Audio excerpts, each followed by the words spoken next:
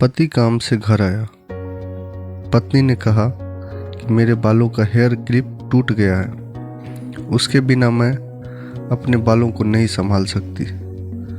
यह सुनकर पति बड़ा दुखी हुआ और बोला कि मैं तुम्हारी हर ज़रूरत को पूरा करना चाहता हूँ, लेकिन मेरे पास तुम्हारे हेयर क्लिप के लिए पैसे नहीं। मेरी अपनी घड़ी 1 महीने से खराब है, मैं इसको ही सही नहीं करा पा रहा हूँ। पत्नी ने कहा, ठीक है, मुझे कोई खास ज़रूरत नहीं है। अगले दिन पति काम पर जा रहा था, लेकिन उसके मन में वही बात चल रही थी। मेरी पत्नी ने पहली बार मुझसे किसी चीज़ की कहा था, लेकिन मैं उसको पूरा भी नहीं कर पाया। फिर उसका ध्यान अपनी खराब घड़ी पर गया और उसे घड़ी सुधारने वाली दुकान पर जाकर कुछ रुपए में बेच दी। घड़ी खराब थी, इसीलिए कुछ ज़्यादा रुपए की नहीं गई, लेकिन जितने रुपए का क्लिप आता उतने रुपए मिल गए थे।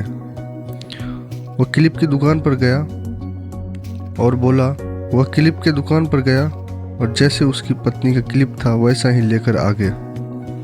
पति बहुत खुश था, आज अपनी पत्नी को जाकर देने वाला हूँ। पति घर पहुंचा तो देखा कि उसकी पत्नी ने जो लंबे सुंदर बाल थे वो बिल्कुल छोटे करवा लिए।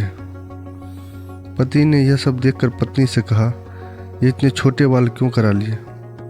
मैं तुम्हारे लिए नया क्लिप लेकर आया हूँ। पत्नी ने कहा, मैं बाजार में गई और अपने बालों को बेचकर आपके लिए घड़ी ले आई। यह सुनकर दोनों की आंखों में आंसू आ गए और दोनों गले लगे रोने लगे। यह छोटी सी कहानी हमें यह सिखाती है कि कोई भी कार्य को अगर हम उसे पूरे मन से करते हैं तो वह जरूर पूरा होता है।